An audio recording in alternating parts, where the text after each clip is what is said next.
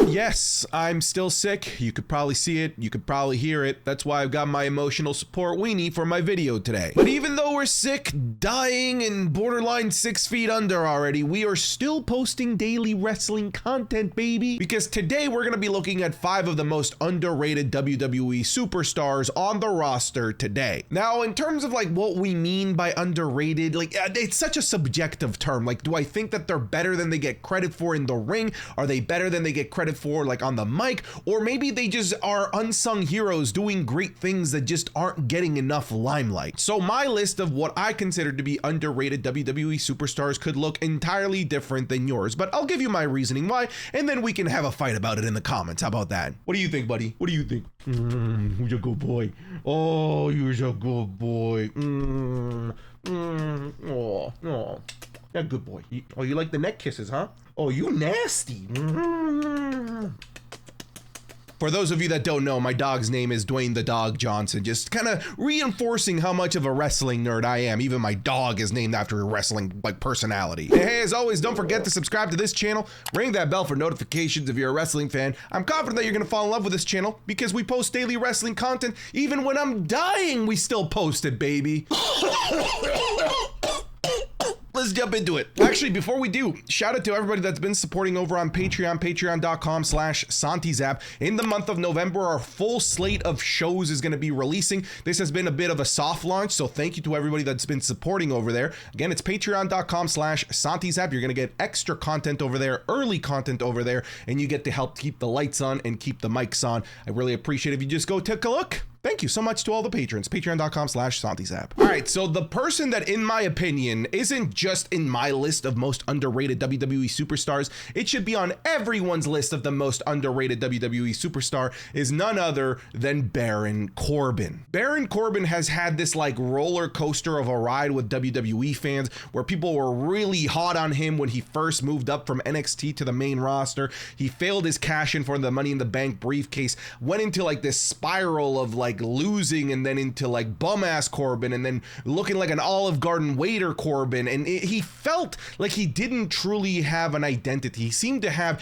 a gimmick change what felt like every 3 months. And I think a lot of people soured very quickly on Baron Corbin, one, because of the amount of screen time that he would tend to get, and two, like his inability to be able to connect with an audience because, well, like I said, every 3 months, that personality that we might have been able to fall in love with would just disappear for a new one altogether.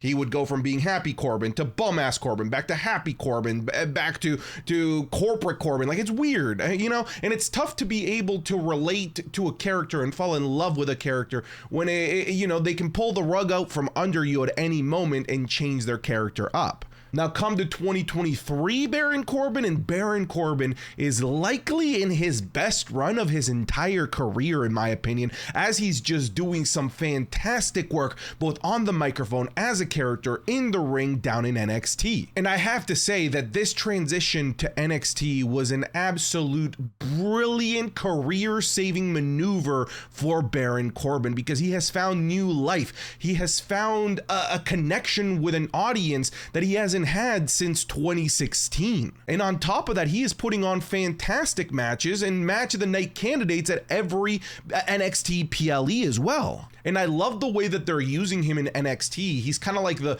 I don't want to say necessarily the Brock Lesnar of NXT, but he was definitely the wall that needs to be climbed, the mountain that needs to be conquered for any NXT superstar to really be able to call themselves the top dog in NXT. And I think that role fits him perfectly in NXT, and I just still feel like he's not getting enough love for what he's been doing, because not only has he in the process reinvented himself, but also at the same time he is elevating younger talent alongside him and making them look fantastic as well. And I really think that wrestling fans need to start giving a little bit of extra love to Baron Corbin, because I think it's going to be one of those situations where we're going to miss him when he's gone.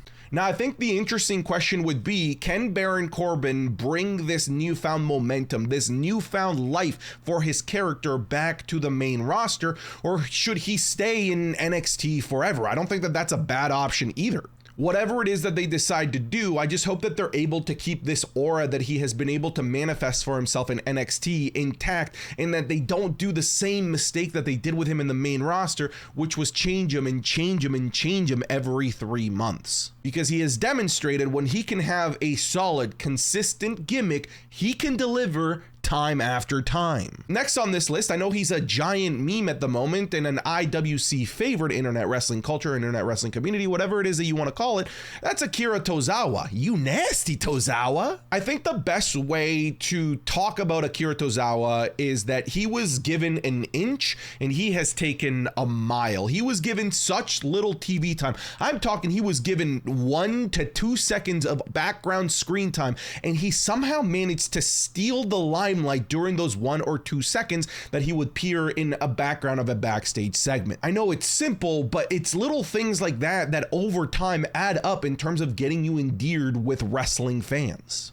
So it makes me really happy to see that those little glimpses of brilliance that Akira Tozawa was given are now being paid off as he's now getting more TV time. He's being allowed to cut promos. He's having matches on national television. So I love to see this transition from a background character NPC to somebody that now has their own story arc. But he appears on this list of underrated WWE superstars, not because he hasn't been really necessarily utilized as much as he should be, but because he's actually an absolute demon in the ring. He's an absolute monster in the ring. We just haven't gotten enough time on screen to see him do his thing in the ring. And I believe, as of the making of this video, he's on his rise to get weekly TV time. And I think that I wouldn't be surprised that by the end of this year, early into next year, he's going to be a regular, prominent player on Monday Night Raw. And if he continues to endear himself with fans, I would not be surprised if at some point or another within the next couple of months, you find him feuding with Gunta. You might be laughing now, but just look at the Hurricane back in 2003, a comedic gimmick that was just absolutely incredibly over with the fans, and inevitably he ended up getting a win over The Rock. And I'm starting to get very similar vibes where like people are just clamoring to see more backstage segments with Tozawa. And when people are clamoring for you, it means that the WWE is gonna push you, it's gonna give you more TV screen time, and they're gonna want to make a big buzz and a big splash whenever you're on screen. And even a fluke victory over somebody like a Gunta would make the internet absolutely go bananas and explode. So yeah, just keep looking out for more Tozawa, because I have a feeling that we're going to continue to get more of him, and I think it's going to lead to a really fun big payoff ultimately. Well, folks, the best kept secret in the WWE is back down to being a kept secret because they're not giving him the proper TV time that he deserves in Chad Gable. Look, there was a time not that long ago that all of us were calling for Chad Gable to dethrone Gunther. Like, we were serious about having Gable being the next Intercontinental Champion and being the one to stop the longest reign in WWE history. And a lot of people still think that that's gonna happen, that that's the case, but I'm not convinced yet, as he's been pushed back down to the tag team division and is kind of taken back seat to the Tozawa storyline within Alpha Academy. But the fact still stands that Chatty Daddy is absolutely incredible. There is not a single gap in his game. The only criticism that could be possibly had about Chad Gable at this point is that he's short. And that's not really even a criticism for the average fan. That's just a criticism within WWE, who doesn't traditionally push guys that are under 6 feet tall. Because he is a phenomenal in-ring worker. He tells a great story in the ring, in backstage segments, in promos. He's endearing, he's intense, he's funny, he's everything, and yet he isn't being treated as if he has everything. You'd think that he has this like major flaw in his game, the way that he is constantly kept down by WWE top brass, but I can't see it. All I see is just money with Chad Gable. And it's annoying to call him underrated because everyone on the planet knows that he's awesome. So it's weird to call him underrated when everyone on the planet knows what he is capable of delivering, except the WWE. It's like the WWE are the only ones that just won't open their eyes and realize that they've got a genuine champion in their hands in his prime right now. I don't know how we're gonna beat this into WWE creative's mind, but they need to give us more Chad Gable. We're still in love with him. We are still clamoring for him, even though they're doing everything in their power to to keep him out of sight and out of mind from, you know, major feuds. For me, the underrated gem of the women's division is Shayna Baszler. Shayna Baszler is a victim of the pandemic. Now, mind you, I think a lot of WWE superstars are a victim of the pandemic, but Shayna Baszler was absolutely torching and cooking the main roster leading into WrestleMania 36, where she would go on to have a match with Becky Lynch for the women's championship, where she would end up losing in front of no one. Now, that loss alone is bad, but doing it in front of nobody in the audience for some reason just made it even worse. And Shayna Baszler hasn't really been able to recover from a character point of view ever since that loss to Becky Lynch. And it's frustrating considering this is the same woman that eliminated everyone from that women's elimination chamber that year to go on to face Becky Lynch. You'd think that she'd be treated as the Brock Lesnar of the women's division, but she isn't. She, for a long time, was just an afterthought and was just seen as a bootleg Ronda Rousey, when in my opinion, she was better than Ronda Rousey all along. Like, let's compare her to Ronda. Like, what does Ronda have that Shayna Baszler doesn't? The name. That's it. Because in terms of in-ring work, I like Shayna Baszler more. In terms of mic work, Shayna Baszler isn't just better than Ronda Rousey. She is out of Ronda Rousey's league. She is leagues and bounds better than Ronda Rousey, and yet the WWE stuck with Ronda. Understandably so. Ronda is the bigger name, but now that Ronda Rousey isn't there, there's a big void to fill, and they still have not filled it with Shayna Baszler.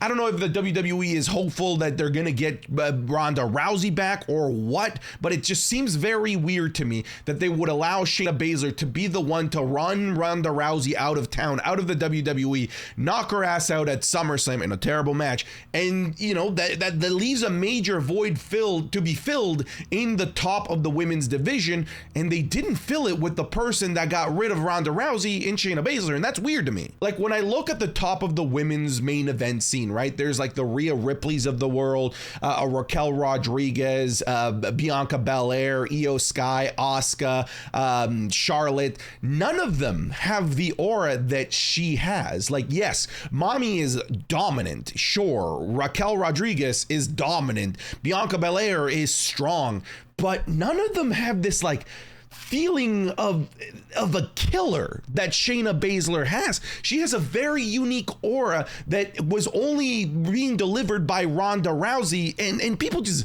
weren't loving Ronda Rousey. So the answer's right here. Give us Shayna Baszler and make her feel scary again.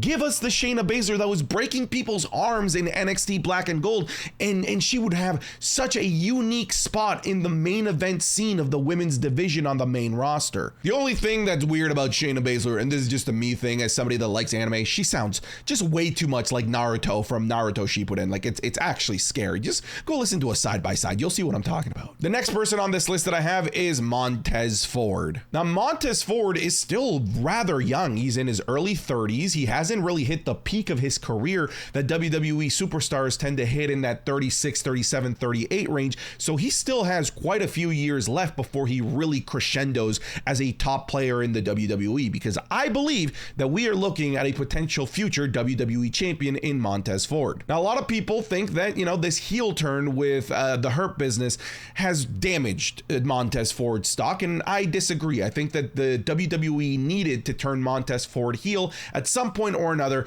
to really see what sort of character range he has. Like, is he just a forever babyface, or do we have a megastar in our hands that can play both sides of the coin whenever we need him to? So I hope that he ends up crushing it as a heel as well, to demonstrate to WWE top brass that not only can he be a beloved babyface that everyone roots for and everyone dances along with to his entrance theme, but he could be a dastardly heel that could, you know, turn at any moment whenever you need him to. Because in the ring, he's got it. Like, he is fantastic in the ring. I would dare say that out of everyone that I've shown on this list, he is the best in-ring performer, honestly. But like I said, there was like this gap of the unknown with him. Like, can he be more than just the solo cup happy guy that, you know, everybody loves? You know, can he be more than just that? And I think that's what this run with Bobby Lashley is ultimately going to tell us. Because when I look at the diversity of the WWE, when I look at the next potential black WWE megastar, WWE champion, the first one that comes to mind to me is right here. It's Montez. So this work that they're currently doing with him, kind of just testing the waters as to how he would be as a heel, if he succeeds, I wouldn't be surprised if he's a world champion within 2 years. Like, honestly, I really would not be. And yet I still feel like a lot of people don't realize the gem that Montes Ford is. Now, Dawkins is fantastic as well, but out of the two, if I had to put my money on who's going to become the megastar of the WWE, it's Tez. I'm sorry, Dawkins. Anyways, I'll leave it at that. Thank you very much for watching this video. Again, go check out patreon.com/SantiZap. Keep the lights on and keep the mics on. And get out of here.